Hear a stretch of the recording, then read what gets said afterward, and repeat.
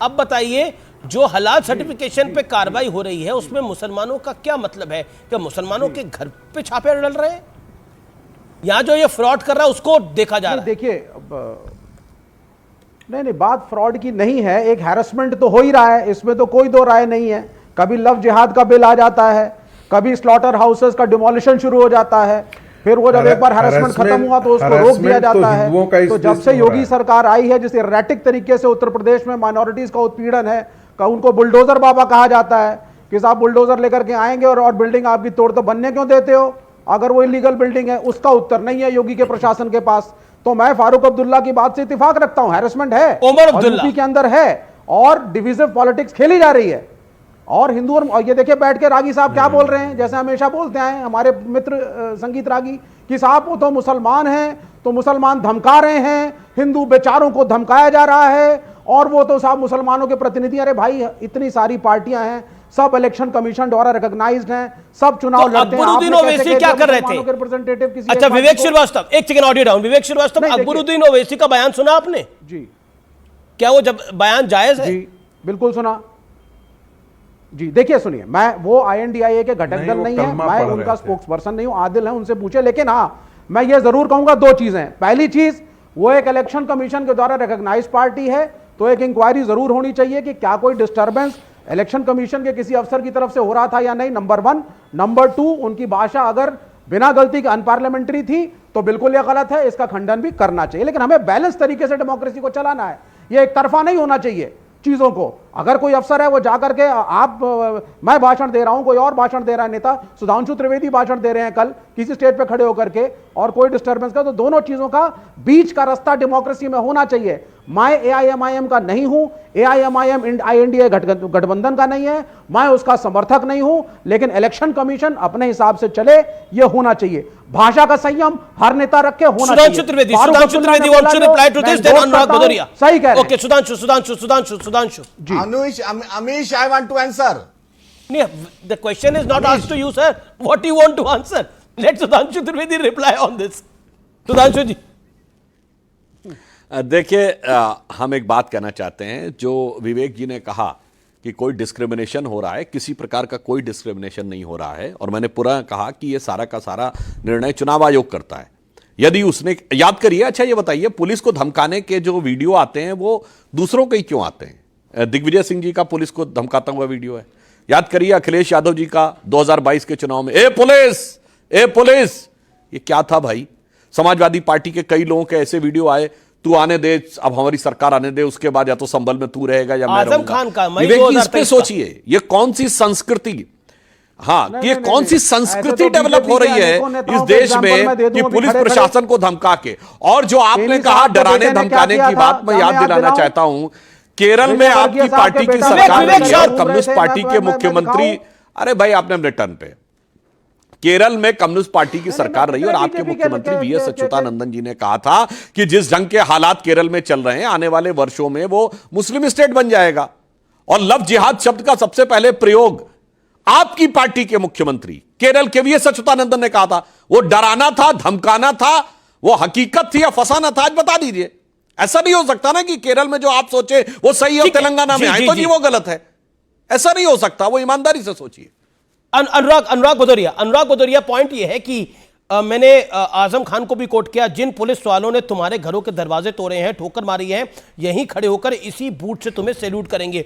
और एक बात अखिलेश यादव जी की doctor Sudhanshu Trivedi BJP member of parliament ने कोट करी, तो आप रिलेट कर पा रहे हैं अपने आप को अकबरुद्दीन ओवैसी से? जो पुलिस को धमकाने का कल्चर है वो फॉलो कर रहे हैं?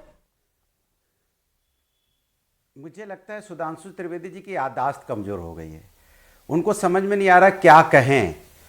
हमारी बात तो उन्होंने कही, लेकिन आपने ये नहीं देखा कि पुलिस वालों को पीटते हुए भाजपा के नेता भी दिखाई पड़े हैं। वीडियो देख लीजिए, धक्का मारते जमीन में गिराते हुए, धूल चटाते हुए भी नेता दिखाई पड़े हैं। शायद आप भूल गए हैं इसी उत्तर प्रदेश के अंदर में किस तरह से पुलिस वालों को मार दिया गया था।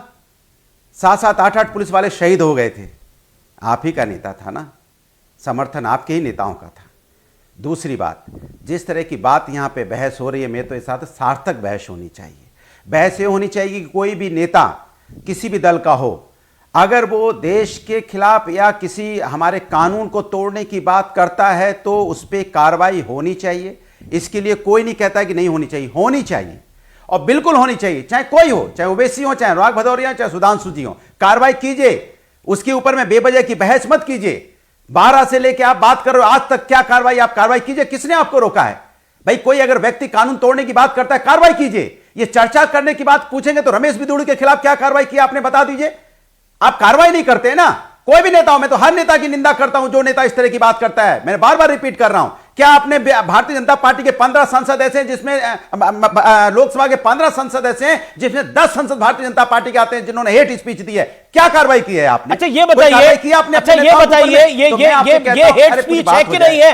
हलाल के नाम पर मुसलमानों को जो डराने का प्रयास कर रही हैं समाजवादी पार्टी के कुछ नेता और उमर अब्दुल्ला, क्या कहना चाहते हैं आप ओवैसी की पार्टी को तो बीजेपी की बी सी टीम कहते हैं। सुन तो लीजिए जी। नहीं, देश संविधान और कानून से चलेगा और देश में जब संविधान और कानून है, कानून सम्मत जो चीज है वो होगी, सब उसका स्वागत करते हैं। क्यों कोई नहीं कहेगा जो कानून के खिलाफ है वो नहीं हो, ऐसा कोई नहीं कहता। लेकिन भारतीय जनता पार्टी को ये सब मुद्दे सूट कर रहे हैं, ये मुद्दा बनाने की कोशिश करते हैं। चुनाव आते ही इनको हलाल निकल आ गया, पुराने मुद्दे निकाल लिए 12 में, 14 में, 15 में, 17 में। लेकिन ये नहीं कहना चाहते कि जिस तरह की भारतीय जनता पार्टी के लोग, जिस तरह की भारतीय जनता पार्टी की सरकार जो जनता के साथ वादे किए थे, क्या पूरे कर दिए? सुधांशु त्रिवेदी, वादे पूरे हो गए? अरे इनको वादों का आप याद दिला रहे हैं। ओके सुधांशु त्रिवेदी, सुधांशु त्रिवेदी, हलाल के नाम पर मुसलमानों पर वार किया जा रहा है, उमर अब्दुल्ला ये बात कह रहे हैं। दिल्ली में जिस तरह पहलवान महिलाओं के साथ हुआ उसके बारे में क्यों नहीं बात करते? ठीक है, जवाब क्यों नहीं आप इस पर चर्चा करना चाहते? हर चीज को कॉमन कार्रवाई कौन एजेंडे करेगा? के साथ नहीं जोड़ा जा सकता। सुधांशु का जवाब होगा। अनुराग जी, आपकी वापसी बहुत सुखद है, लेकिन वाणी को विराम दीजिए। अनुराग जी ने याददाश्त की बात कही तो मैं अनुराग जी की याददाश्त पर थोड़ा प्रकाश डालना चाहता हूं। मान्यवर, अभी आप कह रहे हैं कार्रवाई करिए, कार्रवाई करिए। कार्रवाई कौन करेगा? या तो तेलंगाना की सरकार करेगी या चुनाव आयोग करेगा। बताइए ना, इलेक्शन कमीशन भाजपा से आप क्या पूछ रहे हैं भाई? कार्रवाई करिए, कार्रवाई करिए। या तो संबंधित राज्य सरकार करती है या चुनाव आयोग करता है। आप कह रहे हैं आपको लगता है कोई नेता अगर गलत बोल रहा है तो आप मांग कीजिए ना, वैसे तो दौड़ के पहुंच जाएंगे। अनुराग भदौरिया भी कुछ बोल देगा तो सुधांशु त्रिवेदी एक पैर पे दौड़ के जाएंगे चुनाव आयोग में, एक पैर पे सरकार से कहेंगे देखिए अनुराग भदौरिया ने क्या बोल दिया, इस पे कार्रवाई होनी चाहिए, तो एफआईआर हो जाएगी। लेकिन उसके लिए आप डिबेट करोगे बैठ के, कुछ नेताओं के लिए आप डिबेट करने आते हो क्योंकि आप समाज के अंदर में ऐसा माहौल बनाना चाहते हो। आपके नेता भी जो यहां आरएसएस के बैठे हुए कह रहे हैं हिंदू मुस्लिम ले आए। अरे हिंदू मुस्लिम कहां से आ गया? हम सब हिंदुस्तानी हैं, मैं गलत बोलूंगा मेरे ऊपर कार्रवाई होगी, अगर कोई दूसरा भाई अनुराग बोलेगा तो उसमें कार्रवाई होगी। आप भाव में बह गए हो। अच्छा ठीक है, ओके ओके, कार्रवाई होती है। अब सुन लीजिए, वाणी को विराम दीजिए। लगातार आप बोल रहे हैं, सब मुस्कुरा रहे हैं। ओके, इतना गुस्सा मत करिए। ओके सुधांशु, लगातार नहीं, मैं तथ्य रख रहा हूं। देखिए, हम हिंदू मुस्लिम नहीं करते हैं। हेट हेट स्पीच की बात आए तो इरेडिकेशन ऑफ सनातन धर्म क्या है? हिंदू धर्म का समूल नाश हेट स्पीच नहीं है। हिंदू धर्म डेंगू है, मलेरिया है, वायरस है, कोरोना है, HIV है, ये हेट स्पीच नहीं है। कौन कर रहा है? हिंदू मुस्लिम। हम कर रहे हैं कि आपके गठबंधन के लोग कर रहे हैं?